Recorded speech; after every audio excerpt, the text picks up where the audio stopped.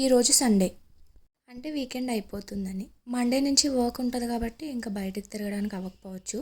So ఇవాళ చూడాల్సిన places రిమైనింగ్వి cover చేద్దామని అనుకున్నాం.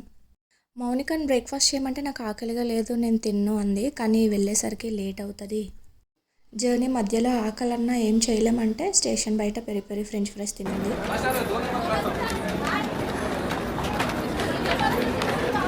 దూరం అన్నట్లేదు.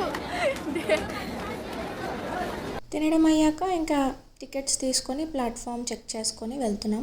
చూసారా జనాలు ఎంతమంది ఉన్నారో.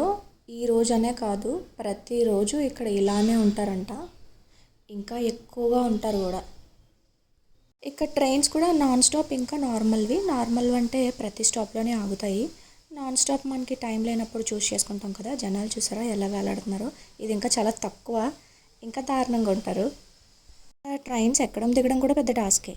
ఇక్కడ ఎవరో దొరికిపోయారు. మన డెస్టినేషన్ వచ్చినా కూడా చెకింగ్ పూర్తయ్యేదాకా మనల్ని అసలు దిగనివ్వరు.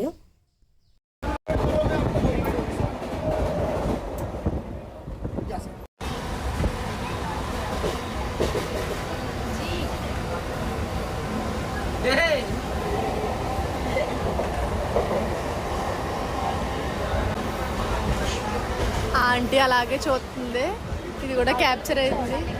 ఇక్కడ వైట్ షర్ట్లో ఒక ఆయన టికెట్స్ చెక్ చేస్తున్నారు కదా, చెకింగ్ ఆఫీసర్ అనమాట. ఇక్కడ ఫస్ట్ క్లాస్ సెకండ్ క్లాస్ ఉంటాయని చెప్పాను కదా. సెకండ్ క్లాస్ తీసుకొని ఫస్ట్ క్లాస్లో ఎక్కకూడదు కదా.